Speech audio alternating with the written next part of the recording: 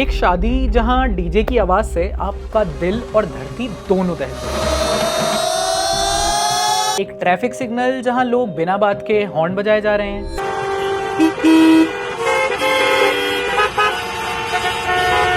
एक बाजार की सड़क जहां दुकानें भड़कीले रंगों के फ्लेक्स बोर्ड से पटी हुई हैं। एक दीवार जिस पर किसी पार्टी का चुनाव चिन्ह बना है, उसके ऊपर नीट जेई कोचिंग के एड्स चिपके हैं। वहीं किसी कोने में आधे फटे पर्चे छपे हैं।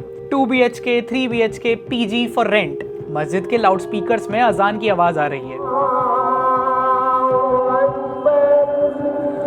जो बारात में साथ में बज रहे कान फाड़ ढोल और हाई बेस डीजे के शोर में भी साफ सुनाई दे रही है।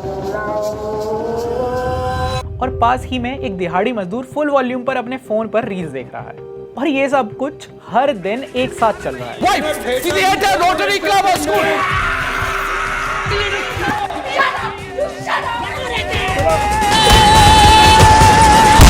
चारों तरफ बहुत शोर होता है, लेकिन बात केवल शोर की है ही नहीं, बात अति की है।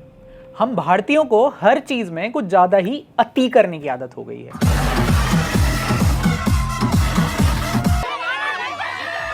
जैसे ही आप घर से बाहर निकलते हैं, ये सब चिल्पों इतनी टू मच हो जाती है कि लगता है कि जैसे कोई आपके दिमाग पर हमला कर रहा हो। और यही शोर शराबा और अति आज भारत की पहचान बन गई है। एक ऐसा देश जिसने गरीबी और भूखमरी से सीधे फाइबर ऑप्टिक्स और सेमीकंडक्टर्स पर छलांग लगा दी, बिना बीच का रास्ता तय किए। शायद इसीलिए आज भारतीयों में शोर मचाने की, जगह घेरने की या फिर दिखावा तमाशा करने की आदत हो गई। और यही कैरेक्टर ट्रेट्स हमारा पब्लिक बिहेवियर यानी सिविक सेंस भी शेप करते हैं। सिविक सेंस, ये आज हर क्रिएटर का फेवरेट टॉपिक है। कहाँ है सिविक सेंस? सिविक सेंस नहीं है, civic sense, civic sense, civic sense, civic sense. Education से सिविक सेंस नहीं आता बॉस। क्योंकि भारतीयों को उनके सिविक सेंस के लिए गाली देने से व्यूज मिलते हैं और हर कोई इसे समझने समझाने की जगह इस पर वर्च्यू सिग्नलिंग करके चला जाता है। लेकिन हम इस वीडियो में समस्या की जड़ तक जाने का प्रयास करेंगे, जिसका बेसिस मेरे मित्र और public policy consultants Aditya Chauhan और गिरीश अवधानी का यह आर्टिकल है। तो चलिए समझते हैं। तो भारतीयों का ये शोर या अति केवल साउंड तक लिमिटेड नहीं है। शोर शराबा तो बस इसका एक पार्ट है। इसे अच्छे से समझने के लिए हम इसे 5 अलग अलग कैटेगरीज में डिवाइड कर सकते हैं: सोनिक, विजुअल, सोशल, इकोनॉमिक और digital. Sonic excess broadly refers to noise pollution, गाड़ियों के जबरदस्ती के हॉर्न्स, मस्जिदों के स्पीकर्स, इधर उधर जोर से बजता म्यूजिक और पब्लिक स्पेसेस में चीख चीख कर बात करते लोग।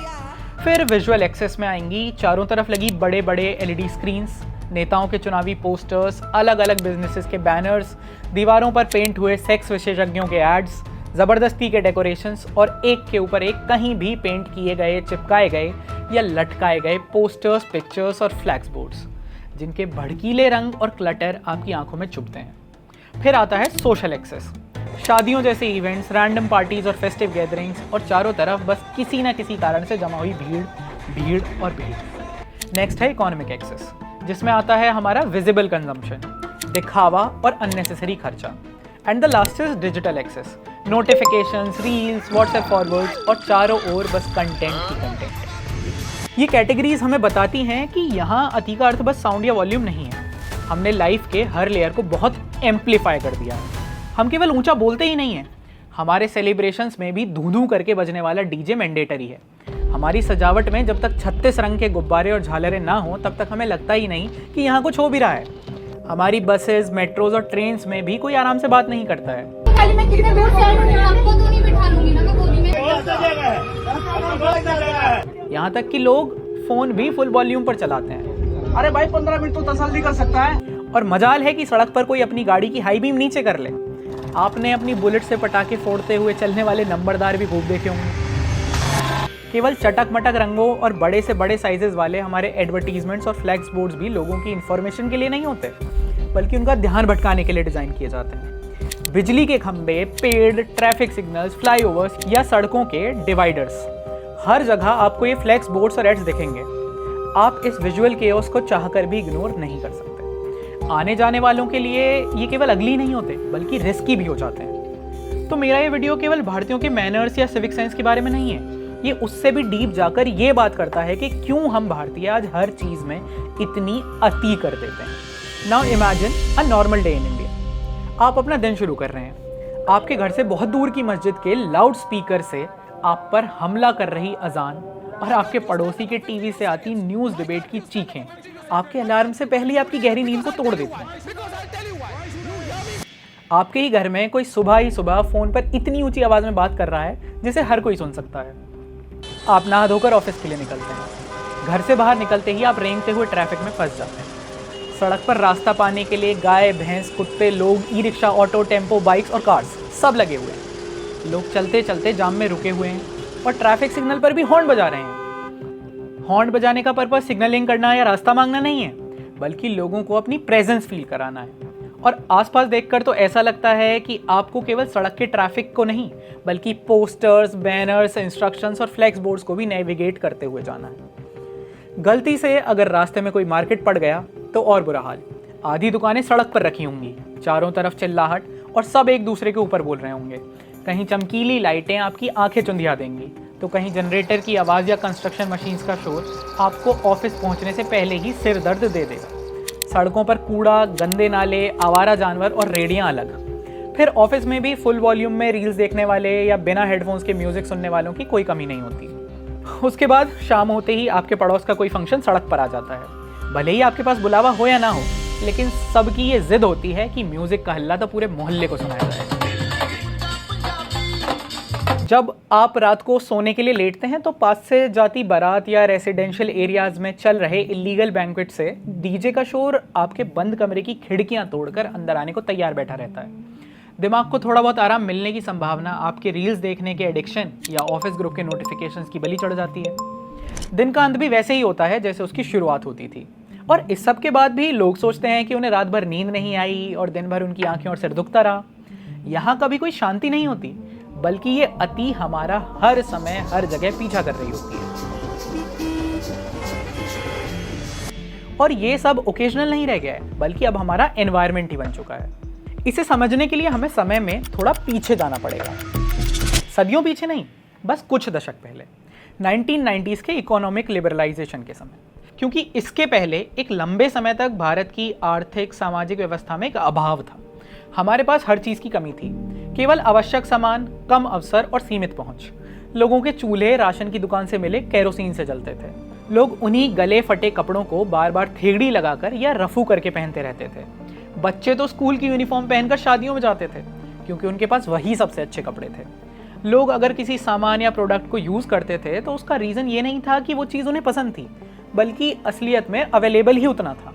और इसीलिए अंडर कंजम्पशन उस समय की एक इकोनॉमिक नेसेसिटी थी, जो बाद में एक वे ऑफ लाइफ भी बन गई। फिर आया 1990s का इकोनॉमिक लिबरलाइजेशन, जिसने ये सब बदल दिया। अचानक से मार्केट में ज़्यादा प्रोडक्ट्स आने लगे, लोगों की इनकम बढ़ गई, उन्हें अधिक एक्सपोजर मिलने लगा, जिससे उनकी एस्पिरेशंस भी ऊंची हो गई। ये सब इतना अचानक और तेज़ी से हुआ कि भारत को ये अबेंडेंस धीरे धीरे नहीं मिली, बल्कि हम सीधा इसमें क्रैश कर गए। और जब एक समाज नॉट इनफ से फाइनली इनफ तक इतनी तेज़ी से पहुंच जाता है, तो वहाँ एक इवोल्यूशनरी मिसमैच होता है। लिबरलाइजेशन ने भारत को जो एक्सपोजर दिया, उसे भारत का कल्चरल सॉफ्टवेयर प्रोसेस ही नहीं कर पाया। अचानक से बाजार में सामान आ गया और हमें अपने आप को ब्रॉडकास्ट करने का मीडियम भी मिला। स्मार्टफोन्स, SUVs, 4K टेलीविज़न, बड़े बड़े ब्लूटूथ स्पीकर्स। हमने डेवलप्ड वर्ल्ड का हार्डवेयर तो ले लिया, लेकिन मॉडरेशन का फर्मवेयर कभी इंस्टॉल ही नहीं किया। और इसी रीज़न से हमारा कंजम्पशन और उसका एक्सप्रेशन प्रैक्टिकल की जगह इमोशनल हो गया। इकोनॉमिस्ट थॉर्स्टीन वेबलिन ने इस बिहेवियर को एक्सप्लेन किया था। वो कहते हैं कि लोग केवल यूज़ करने के लिए चीज़ें नहीं खरीदते, बल्कि इसलिए खरीदते हैं क्योंकि वो उन्हें यूज़ करते हुए दिखना चाहते हैं। जैसे ही इनकम्स बढ़ती हैं, हमारी स्पेंडिंग ऑटोमेटिकली डिसिप्लिन्ड से परफॉर्मेटिव हो जाती है। जो पहले 10 रुपये भी बचाने के बारे में सोचते थे, वो अब EMI पर कोई प्रीमियम प्रोडक्ट खरीदने से नहीं कतराते। अब बात ज़रूरत की नहीं है, बल्कि दिखावे की है, क्योंकि इससे आप लोगों को अपना स्टेटस और अराइवल दिखाना चाहते हैं। आप समाज को बताने लग जाते हैं कि हम भी किसी से कम नहीं हैं। iPhone Pro Max 17 का मन होगा तो ले रहे हैं। iPhone 17 Pro Max शौक बड़ी चीज है तो सब ले रहे हैं, हम भी लेंगे। और इसीलिए loud speakers, big fat weddings, चटक मटक सजावट और पहनावा और दुनिया को हर तरह से ये सब बताना एक तरह का इकोनॉमिक सेल्फ असर्शन बन जाता है। और फिर ये प्रॉस्पेरिटी से अधिक एक्सेस का कल्चर बन जाता है, जहाँ सब कुछ दिखावे के लिए होता है। इस पर इकोनॉमिस्ट जेम्स ड्यूजनबेरी ने कहा था कि हम अब कुछ भी इंडिविजुअल कंसिडरेशंस के चलते कंज्यूम नहीं करते, बल्कि दूसरों के कंपैरिजन में करते हैं। इसीलिए सोशल मीडिया पर अपने दोस्त की केदारनाथ यात्रा के सुंदर फोटोज या व्लॉग्स देखकर आप भी वो ट्रैक करना चाहते हैं, भले ही आपकी उस तीर्थ में कोई विशेष श्रद्धा हो या ना हो। आजकल की सभी शादियों के एक जैसा दिखने के पीछे भी यही रीजंस हैं। सीधे शब्दों में कहें तो लोग अब नीड से अधिक समाज को प्रूफ देने के लिए कुछ भी करते हैं, और प्रूफ तो बाय डेफिनेशन विजिबल ही होता है, और इस दिखावे के चक्कर में हम हर चीज़ में अति करने लग जाते हैं। अब वेस्ट में जब ये ग्रोथ आई थी तो वो भारत की तरह अचानक नहीं हुआ था। वहाँ लोगों ने धीरे धीरे वेल्थ एक्वायर की, और इसीलिए वो पब्लिक बिहेवियर और सिविक सेंस के कोड्स बना पाए, जैसे बस या ट्रेन में शांति से बैठना, हेडफोन्स इस्तेमाल करना और पब्लिक में किसी और के स्पेस को इंट्रूड ना करना। लेकिन भारत ने हमने इस सब के बारे में कभी सोचा ही नहीं। हमें लगा कि हम तो पहले ही काफ़ी समय खो चुके हैं, तो इसीलिए अब सब कुछ ज़्यादा से ज़्यादा ही किया जाएगा। और भारत को जितनी तेज़ी से गुड्स मिले उतनी ही तेज़ी से टेक्नोलॉजी भी मिली। फ़ोन, स्पीकर्स, LED लाइटिंग, सस्ता इंटरनेट, डिजिटल पेमेंट, सब कुछ हमें एक साथ मिल गया, सब कुछ स्केल अप कर गया। लेकिन रेस्ट्रेंट, बाउंड्रीज या एटिकेट जैसे सोशल नॉर्म्स उतनी तेज़ी से डेवलप नहीं हो पाए। इस स्थिति को समझने के लिए एक कॉन्सेप्ट है, कंप्रेस्ड मॉडर्निटी, जिसका अर्थ है एक ऐसा समाज जिसका इकोनॉमिक ट्रांसफॉर्मेशन इतना तेज़ होता है कि सोशल नॉर्म्स या पब्लिक बिहेवियर को उसके साथ अडेप्ट करने का टाइम ही नहीं मिलता है। सीधे शब्दों में हमें ब्लूटूथ स्पीकर्स तो मिल गए, लेकिन हम उसे इस्तेमाल करने की बाउंड्रीज नहीं बना पाए। यानी हार्डवेयर तो आ गया, लेकिन उसके फिल्टर्स नहीं आए। अब ये तो हुई इकोनॉमिक्स की बात, लेकिन इस अति के कॉन्टेक्स्ट भी हैं। भारत का साइज़, उसकी पॉपुलेशन और उस पॉपुलेशन की डेंसिटी। भारत केवल एक बड़ा देश नहीं है, ये बहुत ही टाइटली पैक्ड भी है। देश की अधिकतर पॉपुलेशन कुछ कुछ जगह पर हेविली कंसंट्रेटेड है। यहाँ सबकी लाइफ लगातार ओवरलैप करती है। आपका स्पेस कभी भी पूरी तरह से आपका नहीं होता, इसीलिए आपकी आवाज़ भी सबका शोर बन जाती है। इससे होता यह है कि ट्रैफिक में हॉर्न बजाकर लोग कम्युनिकेट करते हैं। एक व्यक्ति का म्यूज़िक ना चाहते हुए भी सबको सुनना पड़ता है। हमारे सेलिब्रेशन सड़कों पर आ जाते हैं और दीवारें मैसेज बोर्ड्स बन जाती हैं। और ऐसे सिस्टम्स में कुछ भी सटल नहीं होता। अगर आपको एग्जिस्ट करना है तो आपको दिखना होगा, और दिखने के लिए आपको शोर मचाना पड़ेगा। और ऐसे में धीरे धीरे शांति एक नॉर्मलसी नहीं बल्कि एक लग्जरी बन जाती है। हमारी इस अति करने की आदत का एक सोशल एक्सप्लेनेशन भी है। आपने भी ये ऑब्जर्व किया ही होगा कि भारत के लोग इंडिविजुअलिज्म या पर्सनल स्पेस को बहुत अधिक महत्व नहीं देते। इसका कारण जॉइंट फैमिली स्ट्रक्चर का ब्रेकडाउन है। भारत में इंडिविजुअल से पहले फैमिली आती है। हमारी फैमिलीज में घर, जीवन, जगह सब कुछ शेयर्ड होता था। लेकिन मॉडर्न इंडिया में ये सब बदल गया। घर छोटे होने लगे, खुले आंगन में सोने वाले लोग अपार्टमेंट्स में आ गए, लेकिन साथ रहने वाली हमारी आदतें अभी भी नहीं गई हैं। तो जो पहले बड़े बड़े घरों में नेचुरल था, वो बिहेवियर हमने पब्लिकली एक्सप्रेस करना शुरू कर दिया। जॉइंट फैमिलीज में मेरा कमरा या मेरा टाइम जैसा कुछ नहीं होता था। इतने दिनों से तुमसे बात जो नहीं हुई है क्या बार बार क्यों फोन करते रहते? नहीं करनी बात तुमसे। घर का आंगन सबका था, बेड भी शेयर्ड थे, और किसी के साथ कुछ भी चल रहा हो उससे सबको मतलब था। अर्बनाइजेशन और माइग्रेशन ने जॉइंट फैमिली के फिजिकल आर्किटेक्चर को तो तोड़ दिया, लेकिन उसका साइकोलॉजिकल ब्लूप्रिंट अभी हमारे दिमाग पर उतना ही असर डाल रहा है। लोगों ने अपने पुश्तैनी घर छोड़ दिए, लेकिन परिवार का आइडिया अभी भी हमें उतना ही पसंद है, बल्कि हमने इसे और बड़ा कर लिया है। वसुदेव कुटुंबकम। अब हमने सारी दुनिया को अपना परिवार मान लिया है। इसीलिए अब बस में मेरे पास बैठा व्यक्ति मानो मेरा कजिन ही है, जिसे फ़ोन पर मेरी दूर की मौसी से चल रही बातचीत सुननी ही पड़ेगी। ओ मैडम जी, इस तरह नहीं होती लड़ाइयाँ। जब पड़ोस की दीवार हमारी हवेली से छूती है, तो हमारे घर की शादी में आए मशहूर बैंड के टकीला गाने का मज़ा तो उन्हें भी लेना पड़ेगा। अब कोई व्यक्ति अगर बिना ईयरफोन्स के फुल वॉल्यूम पर देवर भाभी की रील्स देखकर हंस रहा है, तो उसे ये नहीं लग रहा कि वो आपकी प्राइवेसी में इंट्रूड कर रहा है। उसे तो लग रहा होता है कि वो अपने घर परिवार में कुछ चला रहा है जहाँ सब एक ही चीज़ को सुनकर अपनापन महसूस करते हैं। ऐसे ही हम कोई भी जगह खाली नहीं छोड़ते। इसीलिए हर दीवार पर तंत्र मंत्र के सम्राट बाबा बंगाली या किसी गुप्त रोगी मिलने वाले डाक साहब का एड पेंट कर दिया जाता है। हर खाली जगह पर कुछ ना कुछ भर दिया जाता है। इसीलिए जब आप दिवाली पर थीम वाली लाइटिंग और सोबर डेकोरेशन करना चाहते हैं, तो आपके मम्मी पापा हर जगह रंग बिरंगी झालरें लटकाना चाहते हैं। सब कुछ भरने और चमकाने का ये कंपल्जन उसी अभाव के समय का एक ट्रेट है, जब आपके कुछ ना दिखाने पर समझा जाता था कि आपके पास कुछ खाने के लिए भी नहीं है।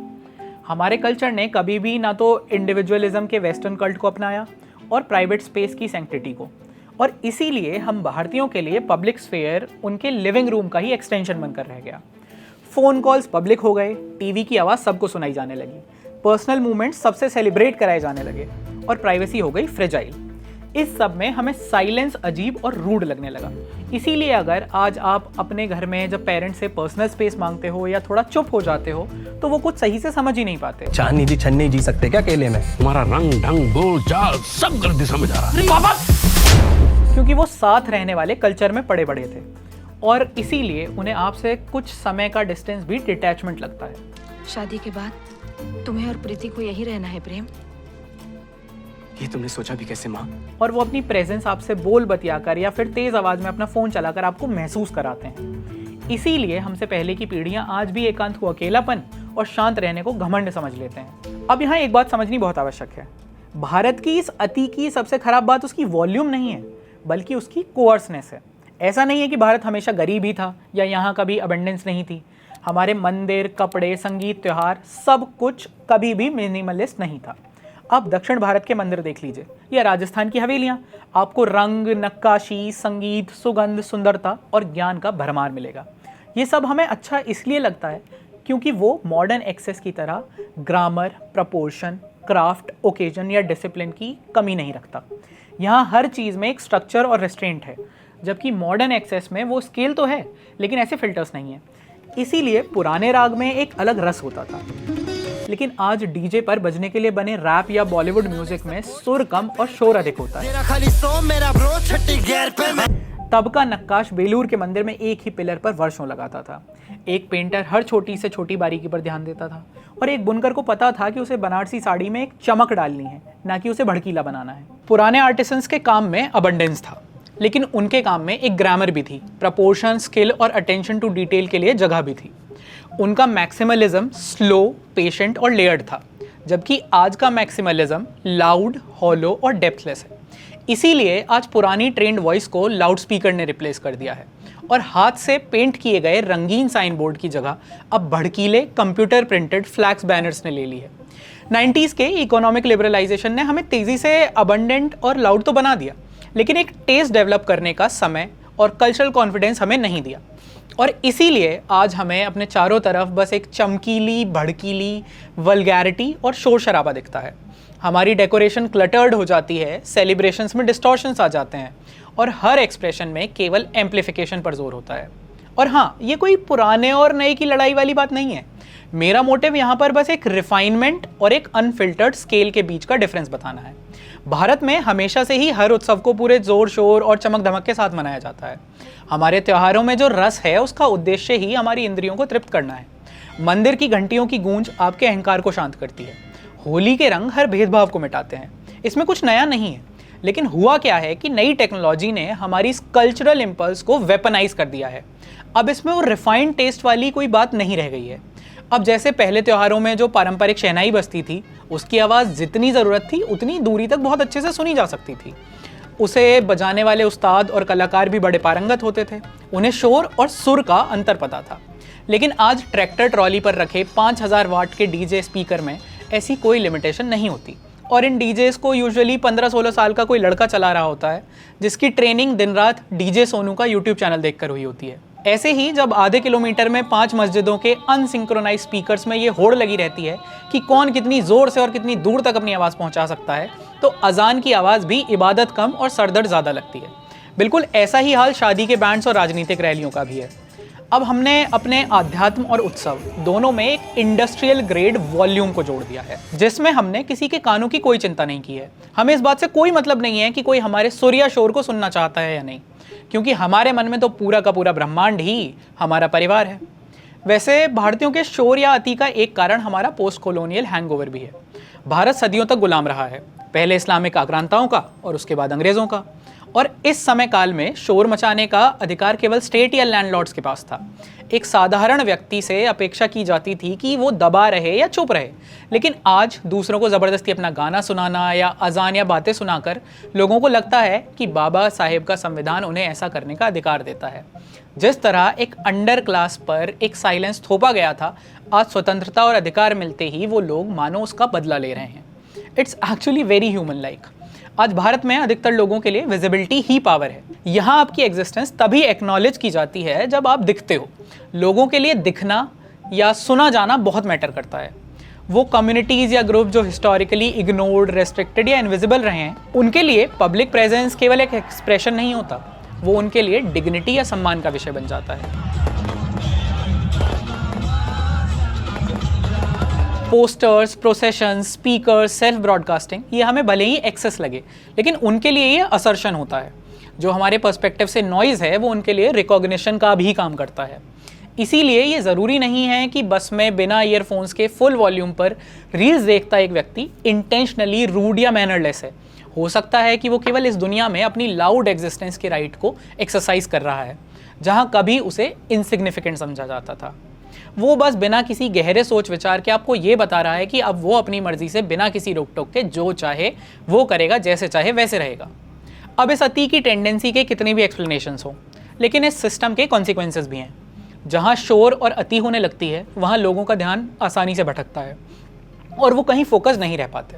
लोगों को पब्लिक स्पेसेस को घेरने की आदत हो जाती है। एस्थेटिक्स पाताल में चले जाते हैं और स्ट्रेस 7वें आसमान पर। इस सब में सेलिब्रेशन और इम्पोजिशन के बीच की लाइन ब्लर हो जाती है। जो एक व्यक्ति या परिवार के लिए खुशी की बात होती है, वही दूसरों के लिए डिस्टर्बेंस या इंट्रूजन बन जाता है। इससे होता यह है कि धीरे धीरे लोगों के मन में एक दूसरे के प्रति खटास या एक फ्रिक्शन जैसा बन जाता है। इट्स नॉट लाइक कि लोग आपसे चिढ़कर लड़ना चाहते हैं, लेकिन वो धीरे धीरे आपकी हरकतों से डिस्कम्फर्ट महसूस करने लगते हैं। और यही टेंशन आगे जाकर किसी भी छोटी सी बात पर हुई बड़ी सी लड़ाई में बदल जाती है। यही कारण है कि आपकी गली मोहल्ले में आए दिन लड़ाइयाँ होती हैं या सड़कों पर कोई भी किसी से भी लड़ने के लिए तैयार रहता है। नाउ टू बी क्लियर, ये टेंडेंसी यूनिवर्सल नहीं है। सभी इंडियंस इक्वली लाउड या एक्सेसिव नहीं होते हैं। Class, region, education, context, time, space, ये सब फैक्टर्स भी काफ़ी कुछ डिसाइड करते हैं। और ऐसा नहीं है कि केवल भारतीय ऐसा करते हैं और विदेश में ऐसा नहीं होता। हर सोसाइटी में स्पेक्टिकल का अपना एक वर्जन होता है, बस उसको एक्सप्रेस करने के तरीके अलग अलग होते हैं। इसके अलावा हमें ये भी समझना होगा कि त्यौहार या कम्युनिटी गैदरिंग्स इशू नहीं है। यहाँ एक सिंपल सा डिस्टिंक्शन ये है कि खुशियाँ शेयर्ड होती हैं, जबकि एक्सेस या लाउडनेस इम्पोज्ड या फोर्स्ड फील होती है।